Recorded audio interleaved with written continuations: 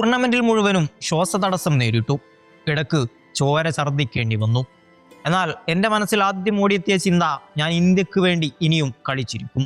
അതിന് ഗ്രൗണ്ടിൽ വീണ് മരണം സംഭവിച്ചാലും അവസാന ഓവർ വരെ എനിക്ക് കളിക്കണം. കാരണം എൻ്റെ ഉത്തരവാദിത്തം കളിക്കുക, കളി ഇന്ത്യക്ക് അനുകൂലമാക്കുക, ഇന്ത്യയെ ജയിപ്പിക്കുക. ജീവിതം കാർന്നു തിന്ന ക്യാൻസറിനെ പോലും അതിജീവിച്ച ഇന്ത്യയുടെ കാലത്തെയും മാച്ച് വിന്നർ പെർഫോമർ കൂടിയായ യുവരാജിൻ്റെ വാക്കുകളാണിത്.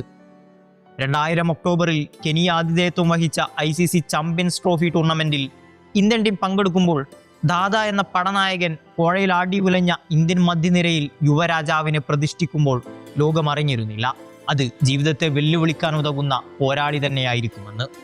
പിൽക്കാലത്ത് ഇന്ത്യ കണ്ട ഏറ്റവും മികച്ച ഓൾറൗണ്ടറായി മാറിയ നമ്മുടെ ഇഷ്ടതാരം യുവരാജ് സിംഗ്.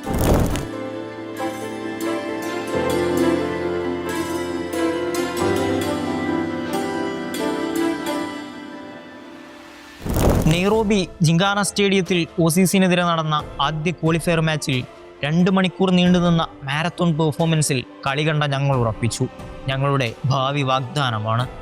കാരണം നിസ്സംഗനായി നോക്കി നിൽക്കാതെ മെഗ്രോ, ലീ, ഗില്ലസ്പി, സ്റ്റീവോ ഇങ്ങനെ നിരന്ന ബ്രൂട്ടൽ പേസ് നിരയെ അടിച്ചു നിലംപരിശാക്കി നേടിയ 84 റൺസ് ഞങ്ങൾക്ക് സെഞ്ചുറിയോളം പോകുന്നതായിരുന്നു.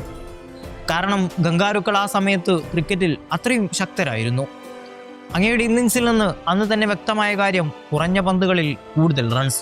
അത് തുടർന്നുകൊണ്ടേയിരുന്നു. അന്ന് ഫീൽഡിൽ ഇയാൻ ഹാർവിയെ കൈപ്പിടിയിൽ ഒതുക്കിയ ക്യാച്ച്, ഇടത്തോട്ട് അക്രോബാറ്റിക് സ്റ്റൈലിൽ ഡൈവ് ചെയ്ത് കൈപ്പിടിയിൽ ഒതുക്കി ബോൾ വായുവിലോട്ടെറിഞ്ഞ് മുഷ്ടി ചുരുട്ടി ആക്രോശിക്കുമ്പോൾ ഞങ്ങൾ ഇതുവരെ ഇന്ത്യൻ ക്രിക്കറ്റ് ഫീൽഡിങ്ങിൽ കാണാത്ത ചടുലത അയാളിൽ കണ്ടിരുന്നു. അതും തുടർന്നുകൊണ്ടേയിരുന്നു. അതേ മാച്ചിൽ മിഡോണിലേക്ക് തട്ടിയിട്ട ബോളിൽ കിക്ക് സിംഗിൾ നേടുന്നതിൽ മിടുക്കനായ ഓസീസിന്റെ ബവൻ വിചാരിച്ചില്ല അതൊരു റണ്ണൌട്ടാകുമെന്ന്. കാരണം അതുവരെ കണ്ട ഇന്ത്യൻ ഫീൽഡേഴ്സ് യുവിയെ പോലെ ആയിരുന്നില്ല.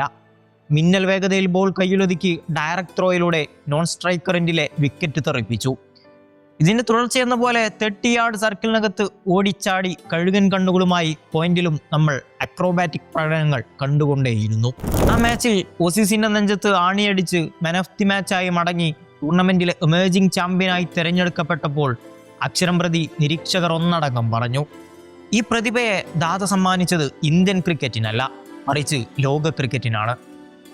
ക്രിക്കറ്റ് ചരിത്രത്തിൽ ആദ്യമായി നടന്ന ICC T20 ലോകകപ്പിൽ തന്റെ നാമം സ്വർണ്ണലിപികളാൽ എഴുതി ചേർന്നെങ്കിൽ നിസ്സംശയം വിളിക്കാം, താങ്കൾ പ്രതിഭയല്ല, പ്രതിഭാസമാണ്.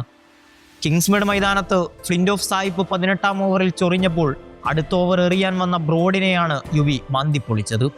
വിക്കറ്റിന്റെ ഇരുവശങ്ങളിലേക്കും എറിഞ്ഞിട്ടും ഗ്രൗണ്ടിന്റെ നാനാദിക്കുകളിലേക്ക് ഒന്നിനു പിറകെ ഒന്നായി ആകാശത്തെ ചുംബിച്ചുകൊണ്ട് 6 പടുകൂറ്റൻ സിക്സുകൾ ബല്ലേ ബല്ലേ പാടി പറന്നു നീങ്ങി. കൂടെ 12 പന്തിൽ അതിവേഗ 50 എന്ന ലോക റെക്കോർഡും കീശയിലാക്കി. രവി ശാസ്ത്രിയുടെ കമന്ററി ഇന്നും കാതിൽ മുഴങ്ങുകയാണ്.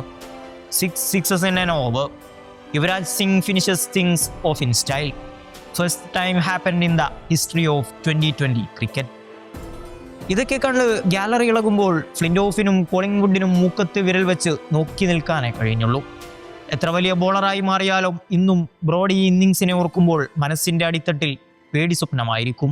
അതാണ് പോരാളിയായ യുവരാജ് ലോക ക്രിക്കറ്റിലുണ്ടാക്കിയ ഇമ്പാക്റ്റ്.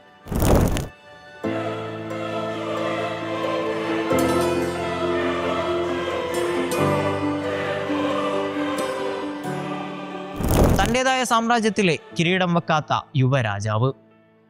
ലെഫ്റ്റ് ഹാൻഡ് ബാറ്റ്സ്മാൻമാർ ഗാർഡെടുത്ത് ഗ്രീസിൽ നിൽക്കുമ്പോൾ അവരുടെ കളി കാണാൻ തന്നെ ഒരു ആനച്ചന്തമാണ്. എന്നാൽ അതുക്കും മേലെയായിരുന്നു യുവിയുടെ ബാറ്റിംഗ്. പൂ പറിക്കുന്ന ലാഘവത്തോടെയാണ് ഗ്രീസിൽ ലോ ആയി പിച്ച് ചെയ്യുന്ന ബൗളുകളെ പോലും ഫ്ലിക്കുകളിലൂടെ ബൗണ്ടറി കടത്തിയത്. സിക്സറുകൾ പായിക്കാൻ വേണ്ടി മാത്രം ഗ്രീസിൽ മുട്ടുമടക്കുന്ന യുവിയുടെ മാത്രം ഫ്ലിക്ക് ഷോട്ടിലൂടെയാണ് 150 കിലോമീറ്ററിലും മുകളിലെറിഞ്ഞ ബ്രെഡ്ലിയുടെ പന്ത് ഡർബനിൽ 119 മീറ്റർ ദൂരെ കാർ പാർക്കിംഗ് സ്ലോട്ടിലേക്ക് യാത്രയാക്കിയത്.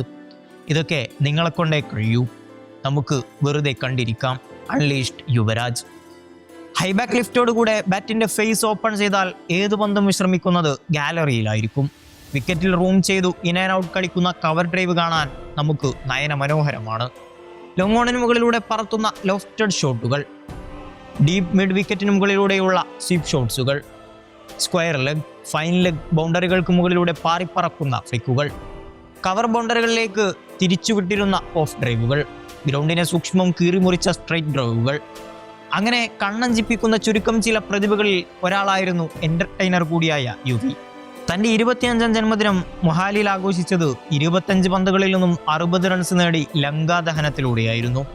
T20യിൽ 207 എന്ന വിജയലക്ഷ്യം അപ്രാപ്യമായിരുന്നിട്ടും യുവിയുടെ ഇന്നിംഗ്സിലൂടെ 5 പന്ത് ശേഷിക്കെ ഇന്ത്യ വിജയത്തീരത്തെത്തി. ശ്വാസകോശ ക്യാൻസറിനെ പോലും വകവെക്കാതെ കളത്തിലിറങ്ങി. ക്രിക്കറ്റ് ദൈവത്തിന് പോലും സ്വപ്നങ്ങൾക്ക് തിരശ്ശീലയിട്ട മഹാമേരുവാണ് യുവി. തൻ്റെ ഗോൾഡൻ ആം ഉപയോഗിച്ച് മികച്ച ഓൾറൗണ്ടർ പെർഫോമൻസോടുകൂടിയാണ് 2011 ഇന്ത്യൻ ടീമിനെ ലോകകപ്പിന്റെ കിരീടധാരണത്തിലേക്ക് നയിച്ചത്. ധോണി ലങ്കക്കെതിരെ വിജയ റൺ നേടിയ ശേഷം ഗ്രൗണ്ടിൽ മുട്ടുകുത്തിയിരുന്ന് അശ്രബിന്ദുക്കൾ പൊഴിച്ചപ്പോൾ താങ്കൾ കീഴടക്കിയത് എന്നെപ്പോലെ യുവിയൻസിന്റെ അല്ല, 120 കോടി ജനങ്ങളുടെ ഹൃദയത്തെയാണ് തോൽപ്പിച്ചത്.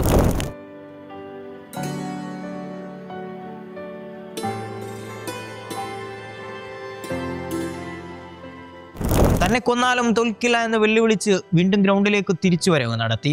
ഇംഗ്ലണ്ടിനെതിരെ നേടിയ 150 റൺസ്, അത് മാത്രം മതി അങ്ങയുടെ അർപ്പണബോധവും ആത്മവിശ്വാസവും ക്രിക്കറ്റിനോടുള്ള അടങ്ങാത്ത അഭിനിവേശവും മനസ്സിലാക്കാൻ. ക്രിക്കറ്റ് മൈതാനത്തെ ആ പോരാളി ജീവിതയുദ്ധത്തിലും ജയിച്ചു വന്നപ്പോൾ ക്രിക്കറ്റിനെ പ്രണയിച്ച ആ രണ്ടാം വരവിനെ വിശേഷിപ്പിക്കാൻ യുവി ആരാധിക്കുന്ന യുവിയൻസിന് പോലും വാക്കുകളില്ലായിരുന്നു. കാരണം അദ്ദേഹം തോൽപ്പിച്ചത് മരണത്തെയാണ്. ഓസ്ട്രേലിയൻ സ്കിപ്പർ ഗില്ലി പറഞ്ഞത് ക്യാൻസർ കീഴടക്കിയില്ലെങ്കിൽ യുവരാജ് ലോകം കണ്ട ഏറ്റവും മികച്ച ക്രിക്കറ്റർ ആയേനെ എന്നാണ്. ഇപ്പോൾ കളി കണ്ട് വളരുന്ന യുവതലമുറ നിങ്ങളെ വിമർശിക്കുമ്പോൾ അത് താങ്ങാനുള്ള ശേഷി ഞങ്ങളെപ്പോലുള്ളവർക്കില്ല.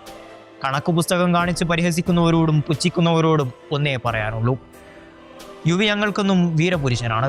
അദ്ദേഹം ഒഴിച്ചിട്ട് പോയ 4ാം നമ്പർ സിംഹാസനം ഇന്നും പൂർണ്ണതയിലെത്തിയിട്ടില്ല. നിങ്ങളുടെ സ്ഥാനം ഞങ്ങളുടെ നെഞ്ചിലാണ് യുവി.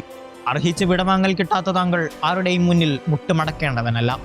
നിങ്ങളെപ്പോലുള്ള പോരാളികൾ മുട്ടുമടക്കേണ്ടത് സിപ്പ് ഷോട്ടുകൾ കളിക്കുമ്പോൾ ഗ്രീസിൽ മാത്രമായിരിക്കും.